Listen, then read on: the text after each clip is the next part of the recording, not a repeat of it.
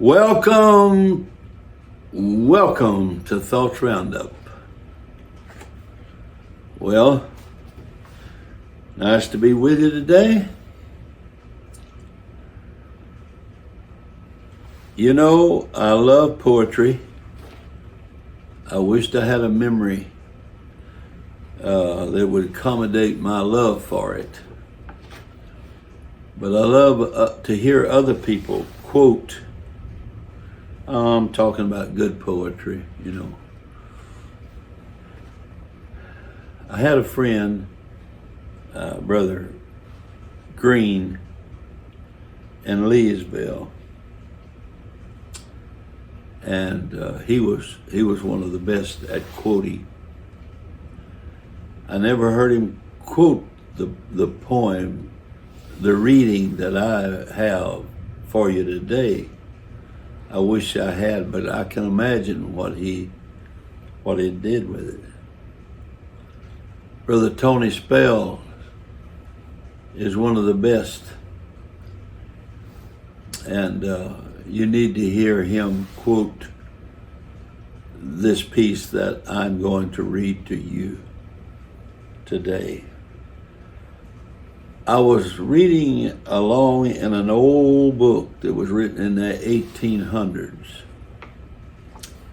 And there was a piece of some things typed on a piece of paper in there. Looked almost like an old track.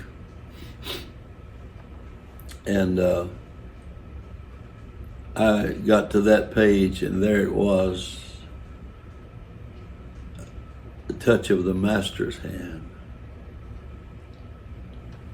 The first time I heard that, Brother James Kilgore quoted it.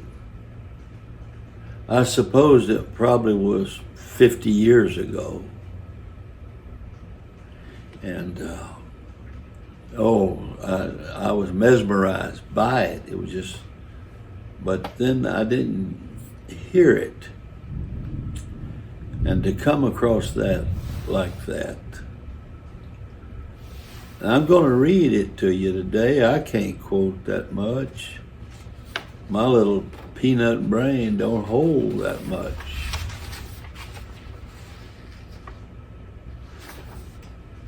"'Twas battered and scarred, and the auctioneer thought it scarcely worth his while to waste much time on the old violin, but he held it up with a smile. 'What am I bidding, good folks?' he cried. 'Who'll start the bidding for me?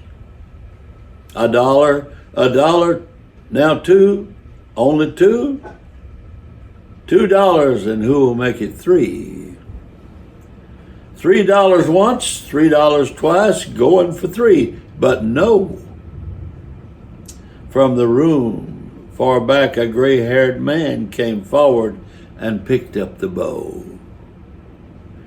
Then wiping the dust from the old violin and tightening up all the strings, he played a melody pure and sweet as an angel sings. The music ceased, and the auctioneer, with a voice was quiet and low, said, 'What am I bid for the old violin?' And he held it up with a bow. $1,000? Well, and who'll make it two? 2,000, and who'll make it three? 3,000 once, 3,000 twice, and going and gone,' said he. The people cheered, but some of them cried, 'We do not quite understand. What changed its worth?' Swift came the reply, 'The touch of the Master's hand.' And many a man with life out of tune and battered and scarred with sin is auctioned cheap to the thoughtless crowd, much like the old violin. A mess of pottage, a glass of wine, a game, and he travels on. He is going once and going twice. He's going and almost gone. But the master comes, and the foolish crowd never quite understood the worth of a soul and the change that's wrought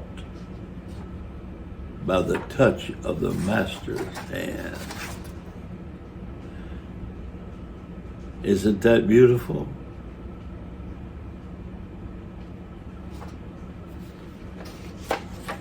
God bless you.